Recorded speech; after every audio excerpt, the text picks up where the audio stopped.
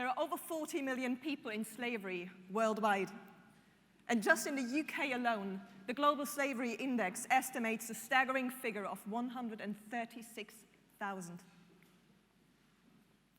Poverty. The Department for Work and Pensions states that in 2019-2020, there were 11.7 million people in relative low income before housing costs were deducted, and 14.5% after. That is 22% of the UK population. Loneliness. The Holt Loonstad study in 2010 found that loneliness increases the risk of death more than such things as obesity, lack of exercise, alcohol consumption, and poor diet, and that it is as harmful as smoking 15 cigarettes a day. In the year ending March 2020, the crime survey for England and Wales estimated that there were 1.6 million adults from the age of 16 to 74 that had experienced sexual violence in the form of rape or penetration, including attempts, from the age of 16. Only ever about 15% of those that have experienced sexual violence report to the police, and only 5.7% of those reported rape cases ever end in a conviction for the perpetrator. Now, I guess your head might be spinning as much as mine. All of those facts and figures are quite hard to fathom. Numbers like that can get easily overwhelming. I mean, that's what it felt like to me. For many years, when I saw those numbers or indeed heard stories of injustice, whether that is children being abused, women being sexually exploited, or men driven to suicide, I had this volcano going on inside of me, wanting to fight the injustice. And yet I didn't know what to do. I wanted to do something. Yes, I wanted to help, give hope, advocate for a better future. But then I was only this one little insignificant voice. So in the grand scheme of things, what difference could I possibly make? I'm a performer. I trained in dance, theater, aerial acrobatics, voice, and hence for much of my life I worked in hospitality or the nearby supermarket, like most of my peers. So what use would that really be? But then I realized that if I combined my skill set within the performing arts with my deep passion for human rights, that way it would give me a voice to speak about those injustices and a platform to address those issues that I cared about. In fact, it would bring them to people's attention, not only in one-to-one conversations, but nationally, well, even globally.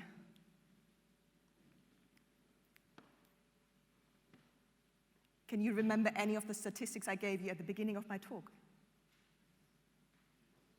Now, if you would have seen a piece of theater that, for example, conveyed the stories of one of the victims of modern slavery, if you would have taken on someone's journey and experienced how it came about that they got trapped in the first place, from where they finally managed to get out of a desperate situation, full of hope and vision for a better future, just to have their dreams crushed and crumbled once again by an abusive gangmaster, it would have stuck in your mind. And you would have engaged with it on an emotional level because it would have brought it home and made it real. Because it could have been you, your neighbor, or one of your loved ones.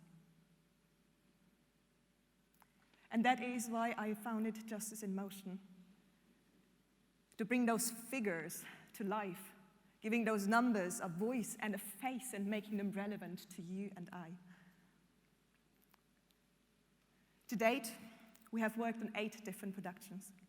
We tackle a variety of issues, including poverty, rape, loneliness, and forced labor, and hence those specific statistics earlier on in my talk. We make theater, a powerful, thought-provoking, visual type of theater, whether indoors, outdoors, or digitally. Our shows mix dance, theater, parkour, aerial acrobatics, film and music. They draw you in and captivate you as we shine a light into the dark places that we can't normally see. We give silent sufferers a voice, and all of our work is based on true accounts. We often invite speakers from our partner organizations into our rehearsal process to share with the team about their knowledge and insights from the front line. We dive into a multitude of case studies and interviews and articles. It's all of those qualitative insights as well as quantitative data that informs our work. Another thing that really struck me was during our work on Contained Project, which largely happens in and around a transparent shipping container. Whilst it was said in the media during the refugee crisis in 2015 that a swarm of people were trying to get into Britain, the fact is that only ever about 3%, more or less of the world population migrate at any given point in time. Mind-blowing, right? And although we certainly saw an increase of people coming into Europe during that time, the overall figure of people that were outside of their country of origin remained almost unchanged. We worked on this project with Dr. Marieke van Houten from Oxford's International Migration Institute. And in one of the elements that we worked on, we took audiences through an immersive situation. So we had them queue up in front of the theater before they got into the theater and see the actual performance. In the theater, however, all of the seats were already reserved. So now, in order for them to get one of the seats, they had to fill in lengthy documentation that made no sense. And then other things happened as well, and it was quite bonkers and fun and beautifully weird, yeah. But it let audiences experience playfully some of that migrant's journey, and it really stuck with them. When I look back on how incapable I felt initially in bringing about any change, the picture I get is that of a small drop that, when it falls on a hot stone, it simply evaporates. Yet when that same drop falls in water, it causes ripples far beyond its initial reach. It's all about changing the perspective. Now, on the one hand, all of this sounds pretty commendable, right? Yet, of course, why would anyone want to come to the theater to see, for example, a piece about modern slavery? When already we are bombarded with bad news all day long, why would anyone want to spend precious money on a theater ticket just to see even more misery? When all we want is to go to the theater or the cinema and just for an hour or two or maybe 3, forget all about the worries of life. We want to be entertained. Yes, we want to have fun. We want to laugh. We want to be drawn into a different world sometimes. But what if? What if theater does both? What if theater is fun, exciting, engaging, and entertaining, and yet still packs a punch?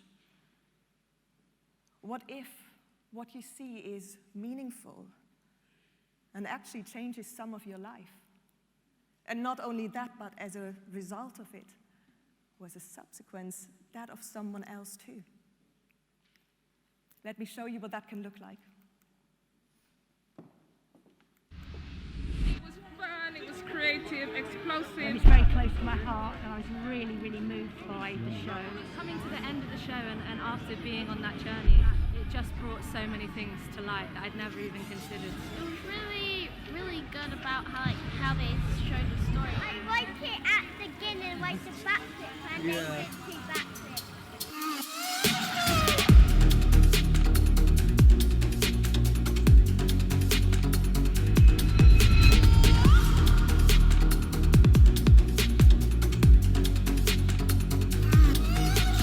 Thumbs up, Trixie.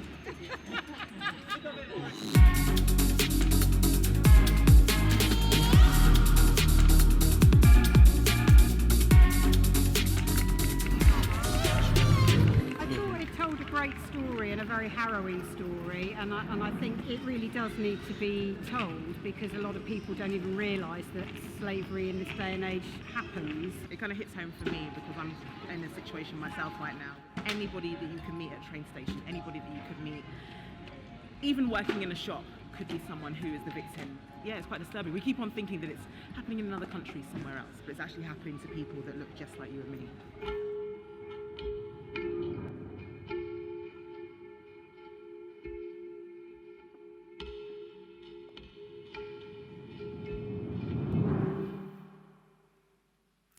On Edge is a show we've been touring the last couple of years around the topic of modern slavery and construction. It was supported by both the building industry as well as the arts sector, which just shows the importance of sector and artists working together to increase impact. As a result of seeing the performance, lots of people said that they wanted to find out more about the causes and effects of modern slavery and would report anything that they might see in future. It excites me to see that theatre can have that sort of impact. That not only they had a really good time watching the performance, being glued to the edge of their seat for 40 minutes, whether they're age 5 or 85, but are also inspired to take a stand against the injustice as a result of it. As one of my teachers, Danny Scott, always used to suggest, we want people to leave the theatre with an equal amount of frustration and inspiration. The arts can do that. They are powerful as they can reach the audiences, or well, all of us, beyond the cerebral brain. Once it drops down those 18 inches from head to heart, and someone is being touched emotionally, they are much more likely to examine their attitudes, and as a subsequence, more likely to change their behavior. And so with our work, we aim to bridge the arts and activism, inspiring people to take a stand against injustice. We delight taking people on an emotional roller coaster far beyond the statistics. Several times we had even people from our partner organizations say that seeing the show and the issue portrayed through theatre is what rekindled their passion for what they do at the front line. Others said that they had never seen modern slavery portrayed so vividly, despite having been in the sector for over 25 years. And others still said that it was an eye-opener. And seeing the show is what will stay with them going forward, and not the statistics and the figures that they had learned. The idea of breaking boundaries has informed many of our performances. We use a variety of art forms to bring all of those stories to life, so that we reach lots of different people groups, often those that wouldn't necessarily come to a traditional theatre space. Our shows bend the limits of style and convention. As such, On Edge is a narrative-driven piece of parkour theatre, moving together, a collection of verbatim digital dance videos. Mark of Cain combines motion capture and aerial dance, and Bound uses sand art and physical theatre. Yet all of our work is based on movement, which can be understood universally, allowing us to break down language barriers and also the opportunity to take our work beyond frontiers. But movement also to bring others into motion, both physically and metaphorically. And finally, we also often work in collaboration with academics whom we help break down barriers so that their research can reach the wider public in a tangible, relatable, and indeed digestible way. In moving together, we collaborated really closely with anthropologist Dr. Bronwyn Tarr to explore the facets of loneliness and how movement and music can bring people together. We interviewed a variety of people that had experienced loneliness in their life in one way or another. Their words were very emotional and striking, inspiring drawings, movement sequences, and sounds. Out of those seeds of inspiration have come evocative dance pieces. And now, captured on film, the original participants have video gifts of their stories. Let's hear from Peter, one of the participants at RAF Benson, and what that meant to him.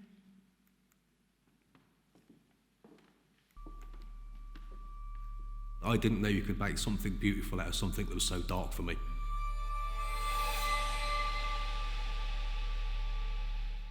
I'm sort of picking up all the pieces from the carnage of the last 5 years of my meltdown. Honestly, I cannot put my hand on my heart and tell you what I've done in the last 3 years. That's where I was. I was dubious about doing it, but then when we got into the conversation, and I think it was about an hour and a half I kept it gabbing for, I just felt at ease. After an hour, you guys have turned it into what I've been trying to explain to a therapist for 50 hours. At that time of my life, it was like I lived in a fishbowl, and I could see out and everything was blurred. Nothing made any sense to me, but I couldn't hear anything apart from my own thoughts. The atmosphere around it portrays exactly how I felt, you know, and then to put in the art, which is the part that's beautiful about it, and then at the very end, the cleaning the record, which is a personal touch for myself. That's an escapism for me, is to put my records on. That just blew me away. And the handful of people that see me at my lowest are the people that have seen it, and they're like, wow, you know, that's what we was watching, what we witnessed. It's better than words. I'm actually tempted to send a copy to my psychologist and say, this is what I've been trying to say to you. I don't need to be where I was 2 years ago, because I can just now sit down and talk to somebody, but I've also now got an additional tool in my toolbox where I can go on YouTube and I can just say, just watch this with me for a minute. Do you know what I mean? I stopped smoking, I've stopped drinking, my whole life has changed. So with the money that I used to spend on cigarettes, going out for dinner and drinking, I'm probably saving about 12 grand a year. So with that money, I've started up an organisation where we offer therapy and welfare to all blue light services, armed forces, PTSD and arts. I fully believe there's something in this. Definitely something that I'm going to explore with my organisation and with other organisations that I work with. It's been phenomenal. I'm glad I took part, because I wasn't going to. That's the truth, isn't that?